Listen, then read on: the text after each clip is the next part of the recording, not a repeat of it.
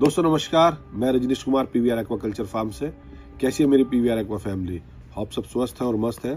दोस्तों जैसे हमने लास्ट की 2 वीडियो बनाई, ये हमारी उसी कंटिन्यूटी में 3rd वीडियो रहेगी फीड और फीडिंग स्ट्रेटेजीज को लेके कि कैसे हम कॉस्ट ऑफ प्रोडक्शन को मिनिमाइज करें या कैसे कॉस्ट ऑफ प्रोडक्शन को मछली की ऑप्टिमाइज करें।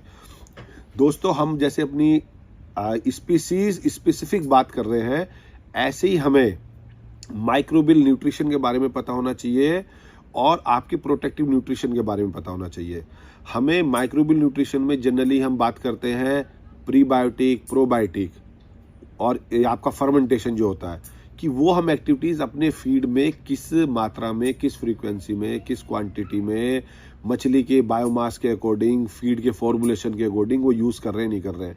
जो बैलेंस्ड फीड बनाते हैं, जो कमर्शियल फीड बनाते हैं, उन सब में वो जिसको कहते हैं कि हम फीड प्रीमिक्स वो डालते हैं। लेकिन बहुत सारे किसान भाई कॉस्ट ऑप्टिमाइज के लिए फार्म बेस्ड फीड बनाते हैं, तो उन्हें भी इन दोनों चीज़ों का प्रीबायोटिक प्रोबायोटिक का यूज़ करना चाहिए। जो हमारे प्रोटेक्टिव न्यूट्रिशन है जैसे कि मिनरल्स और विटामिन्स, वो होते तो बड़ी स्मॉल क्वांटिटी में है लेकिन उनका बहुत बड़ा रोल है। आपके चाहे मिनरल्स हो चाहे विटामिन्स हो, वो हमारी बॉडी के बिल्डिंग ब्लॉक्स ही आप समझिए उन्हें, या फिश की बॉडी के बिल्डिंग। जैसे फिश के फीड में हम ज़्यादातर बात करते हैं protein, carbohydrate, fat, mineral, vitamin.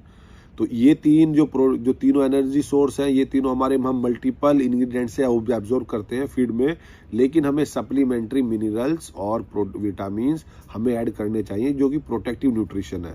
Parallelly हमें अपने फीड में या अपनी वाटर बॉडीज में ना ग्रीन फीड या कहेंगे एक्वेटिक प्लांट्स, उसका भी हमें संतुलन मेंटेन रखना चाहिए कि हमारा क्या अनुपात चल रहा है, क्या हम ग्रीन फीड, क्योंकि जैसे हम बात करते हैं अलग अलग रेवोल्यूशंस की, आज की डेट में ये ग्रीन रेवोल्यूशन भी आ गया है, चाहे वो स्पिरुलिना हो, चाहे आपका उसमें एल्गी हो डिफरेंट टाइप्स की, तो वो फीड में कितना प्रेजेंट है या आप दूसरे अपने फीड में कितना ऐड कर रहे हैं।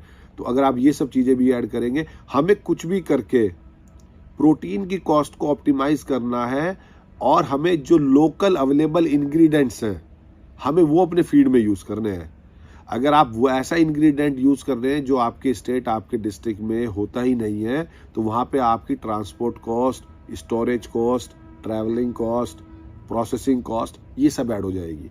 तो हमें ये देखना है कि मेरे एरिया में अगर मैं जहाँ पे फार्मिंग करता हूँ और वहाँ पे चावल अच्छा होता है तो, और या मक्का अच्छा होता है, तो फिलर के रूप में मैं डिओल्ड राइस ब्रान या मेज यूज़ करूँगा।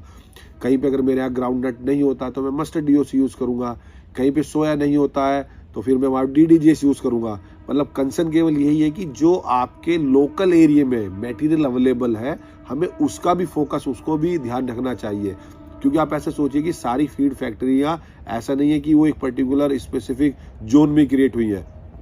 उनके पीछे जब इंडस्ट्री बनती है तो ये भी बहुत बड़ा एक उद्देश्य होता है कि हमारे जो रॉ मटेरियल्स हैं, जो इंग्रेडिएंट्स हैं, उसकी अवेलेबिलिटी आपके एरिया में कितना है।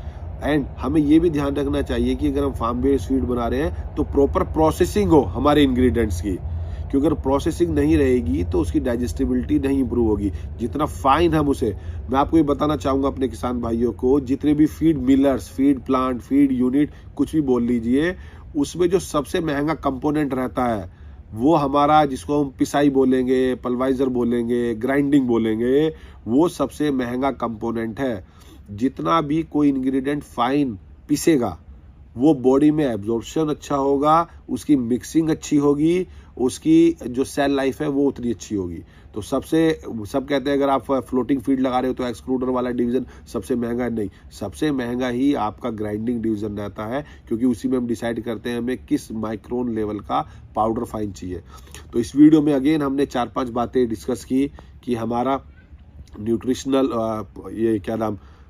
न्यूट्रिशनल क्या क्या वैल्यूज़ होनी चाहिए, जैसे कि माइक्रोबियल हो या प्रोटेक्टिव हो, और लोकल मटेरियल पे हमें फोकस करना चाहिए, प्रोसेसिंग पे फोकस करना चाहिए, ग्रीन फीड पे फोकस करना चाहिए।